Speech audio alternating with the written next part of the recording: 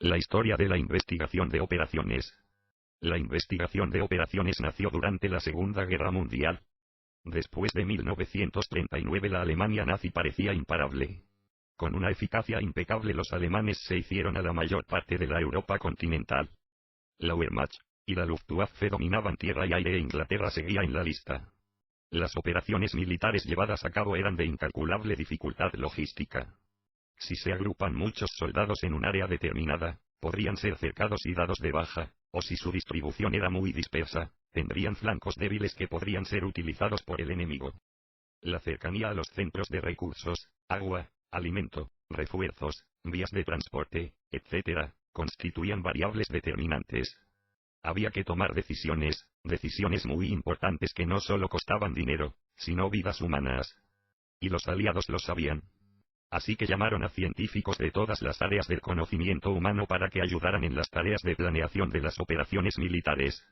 Biólogos, químicos, físicos, sociólogos, psicólogos y matemáticos entre otros para aplicar la metodología científica o como se llamó. Para hacer investigación de operaciones militares. Uno de los primeros problemas que se enfrentaron los científicos fue el de extender el rango de los radares para ayudar a la RAF Royal Air Force, la Fuerza Aérea Real Británica. Los éxitos logrados hicieron que para 1942 fuera práctica común distribuir matemáticos y físicos dentro de los equipos de planeación militar. Este mismo año la metodología sería llevada a la Fuerza Naval de su aliado, los Estados Unidos. Los analistas de operaciones militares se encontraron trabajando en lugares extraños y en diversas circunstancias. En Burma hubo matemáticos que discutieron problemas artilleros con soldados británicos. En Princess Risborough, un cuartel general seguro, fuera de Londres, unos químicos en combinación con colegas economistas valoraron la capacidad destructora de una bomba, generales que consultaron la estrategia de los carros de combate en la campaña de Italia con bioquímicos. Un famoso zoólogo británico fue el hombre clave en el trazado de un plan de bombardeo sobre Pantellaria. Oficiales de la Marina pusieron bajo secreto a estadísticos y entomólogos, en relación con las pérdidas de submarinos en el Pacífico. El alto mando de la RAF y del Ejército del Aire norteamericano compartieron su quebradero de cabeza en el asunto de los campos petrolíferos rumanos, campos de adiestramiento franceses, fábricas alemanas de rodamientos a bolas y hélices. La mayor parte de las técnicas que hoy en día conocemos como parte de la investigación de operaciones fueron desarrolladas y usadas en operaciones militares, desde la batalla del Atlántico a la campaña del Pacífico, desde el desarrollo de estrategia y táctica de los soldados en tierra, hasta la ubicación de submarinos germanos en las aguas del Atlántico. Los aliados con la ayuda de la investigación de operaciones ganaron la guerra. Técnicas que forman la investigación de operaciones. Existen muchas técnicas que forman la investigación de operaciones. Programación lineal. Los modelos de programación lineal son ampliamente utilizados como herramienta de apoyo a la toma de decisiones tanto por sus propiedades que facilitan su resolución, como así también su pertinencia a distintos problemas de naturaleza real. Resolución gráfica. Un modelo de programación lineal en dos variables resulta ser la forma más sencilla que puede adoptar un modelo de optimización y generalmente son utilizados para introducir los conceptos básicos de la investigación de operaciones y particularmente la programación lineal. Básicamente las propiedades de un modelo lineal en dos variables son extendibles a problemas lineales con un número mayor de variables y en este sentido la resolución gráfica resulta de gran ayuda para entender estos conceptos. Método Simplex. El método Simplex es un algoritmo de resolución para modelos de programación lineal desarrollado por George Dantzig en el año 1947.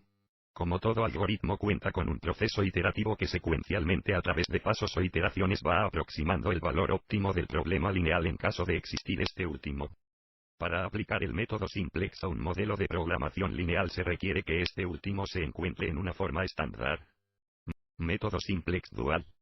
El método Simplex Dual resulta ser una estrategia algorítmica eficiente cuando luego de llevar un modelo de programación lineal a su forma estándar, la aplicación del método Simplex no es inmediata o más bien compleja. Por ejemplo, puede requerir la utilización del método Simplex de dos fases. Una aplicación típica del método Simplex Dual es en la resolución de problemas con una función objetiva de minimización, con restricciones del tipo mayor o igual y donde las variables de decisión son mayores o iguales a 0. Dualidad en programación lineal. ¿Por qué se plantea el programa dual? Por una parte permite resolver problemas lineales donde el número de restricciones es mayor que el número de variables. ¿Qué significado tiene su solución? La dualidad permite realizar importantes interpretaciones económicas de los problemas de programación lineal. La solución del dual se puede obtener desde el primal. La dualidad permite generar métodos como el método dual del simplex de gran importancia en el análisis de post-optimización y en la programación lineal paramétrica. Análisis de sensibilidad. El análisis de sensibilidad es una de las partes más importantes en la programación lineal, sobre todo para la toma de decisiones, pues permite determinar cuándo una solución sigue siendo óptima, dados algunos cambios ya sea en el entorno del problema, en la empresa o en los datos del problema mismo. Este análisis consiste en determinar qué tan sensible es la respuesta óptima del método simplex al cambio de algunos datos como las ganancias o costos unitarios coeficientes de la función objetivo, o la disponibilidad de los recursos términos independientes de las restricciones.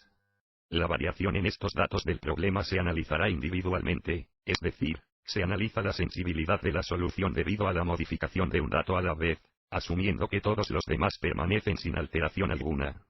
Esto es importante porque estamos hablando de que la sensibilidad es estática y no dinámica, pues solo contempla el cambio de un dato a la vez y no el de varios. Branch and Bound. El método de Branch and Bound, en español ramificación y acotamiento, aborda la resolución de modelos de programación entera a través de la resolución de una secuencia de modelos de programación lineal que constituirán los nodos o subproblemas del problema entero. Si bien el procedimiento es extendible a un número mayor de variables. Programación no lineal. Un modelo de programación lineal, PNL, es aquel donde las variables de decisión se expresan como funciones no lineales, ya sea en la función objetivo y barra o restricciones de un modelo de optimización. Esta característica particular de los modelos no lineales permite abordar problemas donde existen economías o deseconomías de escala o en general donde los supuestos asociados a la proporcionalidad no se cumplen. Método del gradiente.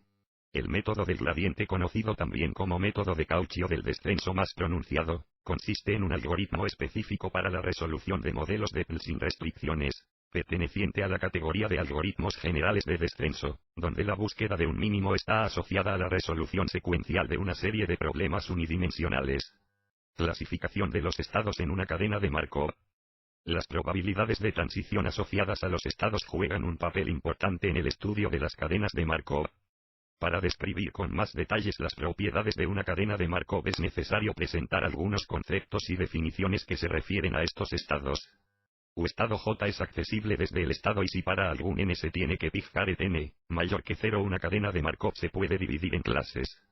Una clase está formada por todos los estados que son accesibles entre sí considerando las probabilidades phi de que el proceso regrese al estado y comenzando en el estado, y se puede clasificar los estados en recurrentes y phi igual, transitorios y phi.